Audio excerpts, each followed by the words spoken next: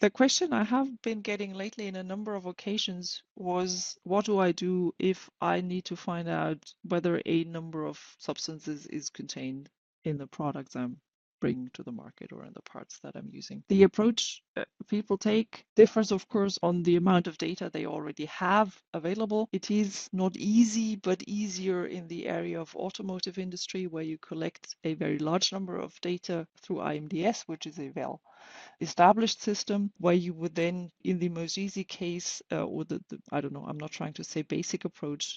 If you're using the online system, you could run an analysis, but the analysis is somewhat limited in the number of results that it displays. So you wouldn't potentially know whether you found everything or not. Could then determine the parts that are affected, and then would take those parts and look into your own system where you are actually using those parts to then take your decisions. It's harder if you are outside of the automotive industry, because then the approaches are widely different, and also the depth of information that you have can differ. Sometimes, or oftentimes, you only, in quotation marks, get a certificate of conformity. So people would tell you, I am conform to RHS, which would mean there could be any of the substances in there as long as they were below threshold, for example.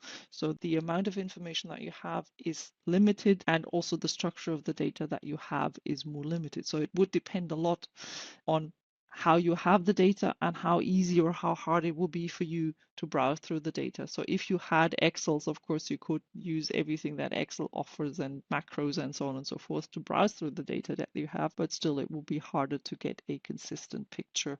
And then again, you would have to do the whole exercise of mapping and identifying. So it's a multi-step process that always also depends on the amount of data that you have, the quality of data that you have, and the ease of analyzing the data that you actually have present. What you would do in our system, and there it's more independent of where you are, you would always collect the data from your supply chain. Again, with IMDS surely having more data and more in-depth data, but also outside the automotive industry, you have the chance to work with your suppliers to go from a simple certificate of conformity towards a, at least give me the harmful substances, to please give me the full composition, or as full as potentially possible, giving intellectual property information that, of course, a supplier would want to retain. But that gives you an approach to get more in-depth insights into the data.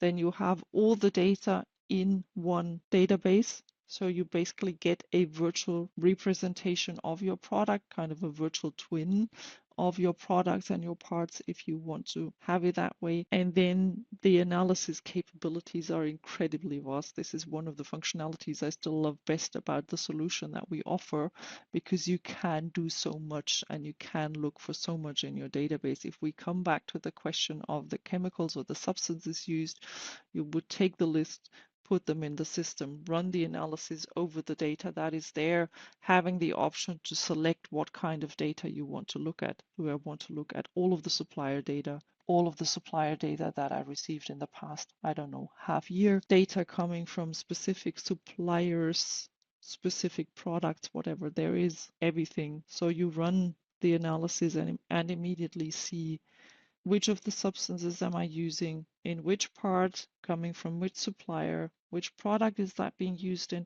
which amount of the substance is actually in that part or product. So what has been declared, so that I can get a very detailed assessment, and also, of course, then have the option to assess, is something critical because it's there in a high amount?